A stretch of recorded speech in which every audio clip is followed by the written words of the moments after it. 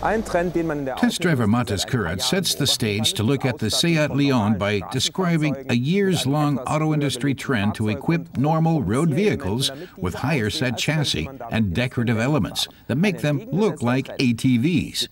He adds that there is a more subtle and less popular counter trend to equip normal road vehicles with all-wheel drive, meaning the car is likely to be safer, even though it's not necessarily able to go off-road. One example is the Seat Leon STFR that he's testing today. The Leon ST looks sporty, edgy, and extroverted.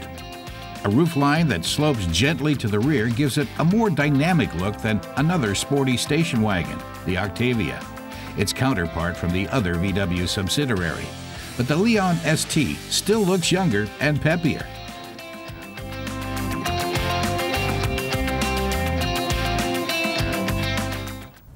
Matas says that unlike Skoda's Octavia RS Sport version that comes in a petrol and diesel model, the Leon STFR has 3 different drivetrains featuring 5 levels of performance.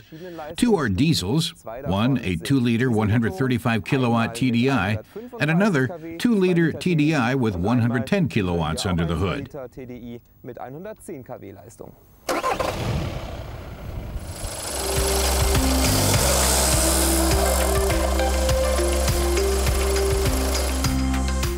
In the ST's interior, the steering wheel and decorative red seams are to tell the driver the car is a sport model.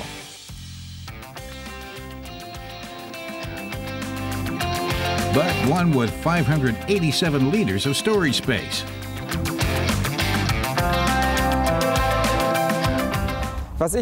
Our test driver questions the metal trim at the edge of the loading bay, which is a feature in many cars.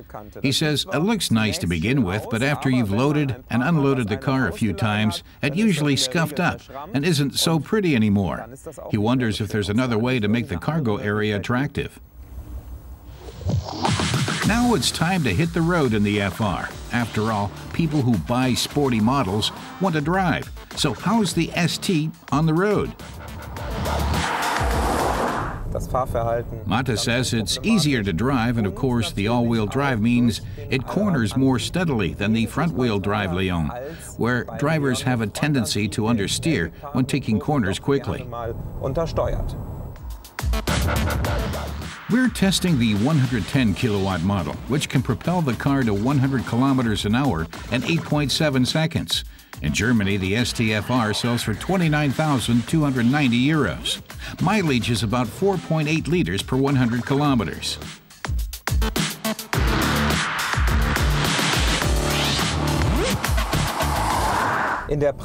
Our test driver shows us it's a bit more than that, just over 6 liters as a rule.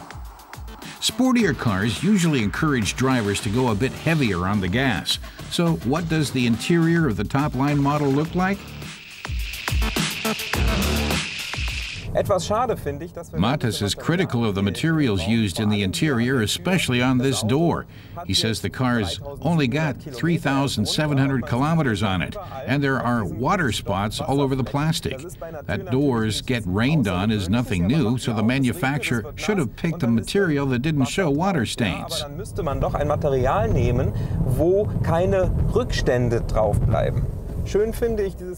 But he likes the shiny trim around the vents and infotainment system, as well as the station wagon controls.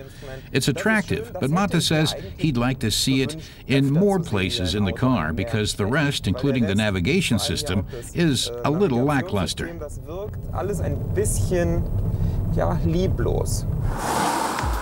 One extra for the Leon costs 970 euros and is located in the roof. Matas loves it.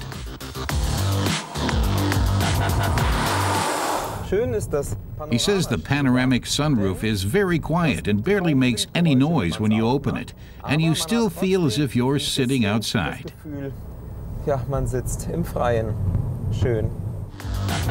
It's a roomy station wagon with all-wheel drive and a sporty look, both inside and out. Buyers should expect it to be pricey.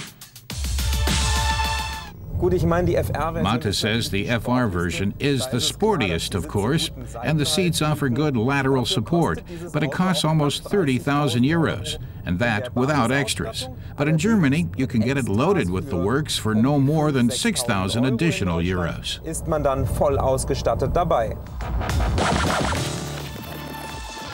Matas Kurat sums up. He says he likes the Seat Leon ST-FR, even though the name's a mouthful. The all-wheel drive is his favorite feature, because you don't get that with an Octavia. It gives the car that added touch of driving stability for moving at speed on curvy main roads, rather than the Autobahn. Matas adds that he's disappointed that the all-wheel drive model is only available in the 110 kilowatt model, and not the more powerful 135 kilowatt option.